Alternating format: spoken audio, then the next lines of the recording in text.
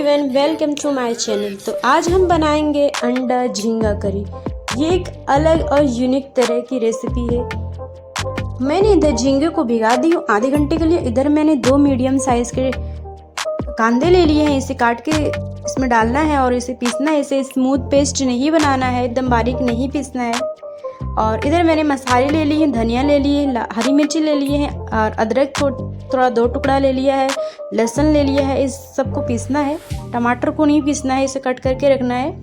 और इधर मैंने कांदे को पीस लिया है, एकदम बारीक पेस्ट नहीं बनाया। इधर मैंने मसाले को वॉश किया है, इसको भिगा दिया है पानी में। अब थोड़ा सा पानी डाल के इसको पेस्ट बना लेते हैं और इस पेस्ट को बना के हम साइड में रख देते हैं। ये देखिए हमारा पेस्ट तैयार हो गया। हमने इसमें टमाटर नहीं पीसा है, टमाटर को कट करके हमने रख लिया है साइड में। अब इधर हमने कढ़ाई ले लिया है, इसको गरम कर लिया है। इसमें हम तेल डालेंगे, इसको गरम करेंगे। अब इधर हमने उबले हुए अंडे को डाल दिए हैं। अब इसको हम 3 से 4 मिनट तक इसको हम तलेंगे, रोस्ट करेंगे, अच्छी तरह से फ्राई कर लेंगे। 3 से 4 मिनट तक हमें इसे मीडियम हीट पे फ्राई करना है। देखो ये ब्राउन हो चुके हैं अच्छे तरह से, तो हमने उसे निकाल लिया। हमने जो इधर कांदे को पीसे थे इसको हमने डाल दिए हैं गरम तेल में। उसी तेल में हमने इसको डाले हैं, हमने चेंज नहीं किया है तेल। हमने जिस तेल में अंडे को तले थे उसी तेल में हमने इसको भी डाल दिए हैं कांदे को। तो हमने कांदे को एकदम बारीक नहीं पीसे थे फ्रेंड्स, एकदम पेस्ट नहीं बनाना है। और उसके बाद हमने जो झींगे को भिगाए थे, अब इसको हमने पूरे पानी निचोड़ के इसको हमने इसमें डाल दिए कांदे में। कांदे को हमने 3 से 4 मिनट तक फ्राई किया है, उसके बाद ही हमने झींगे को डाले हैं। तो अभी हमने झींगे को भी फ्राई करना है। हम इधर मसाला बना रहे हैं। हम इधर जीरा पाउडर ले लिए 1/2 टीस्पून। अब हम इधर ले लिए हैं धनिया पाउडर 1 टेबलस्पून। और ये हमने ले लिए काली मिर्च का पाउडर 1/2 टीस्पून। और ये हम डालेंगे नमक अकॉर्डिंग टू टेस्ट। और ये हमने डाल दिया 1/2 टीस्पून हल्दी। और ये हमने डाल दिए हैं कश्मीरी मिर्च का पाउडर। ये तीखा नहीं होता है, कलर के लिए होता है, 1 टेबलस्पून। अब इसे हम अच्छे तरह से मिक्स कर लिए हैं। अब हम सारे मसाले डाल दिए, जो हमने पेस्ट बनाए थे वो भी डाल दिए, सब डाल दिए।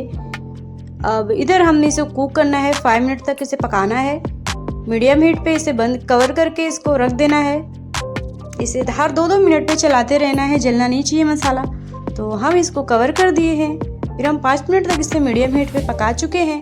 तो देखिए आप हमारा कलर कितना अच्छा दिख रहा है, ये पक चुका है अच्छे तरह से। हम थोड़ा और पानी डालेंगे 1/2 कप। तो हम 1/2 कप पानी डाल चुके हैं। इसे चलाएंगे, मिक्स करेंगे अच्छी तरह से। इसे भी हम 5 से 6 मिनट तक हम पकाएंगे मीडियम हीट पे अच्छे तरह से। ये 5 से 6 मिनट तक हो चुके हैं। हमारा देखो रेडी हो चुका है।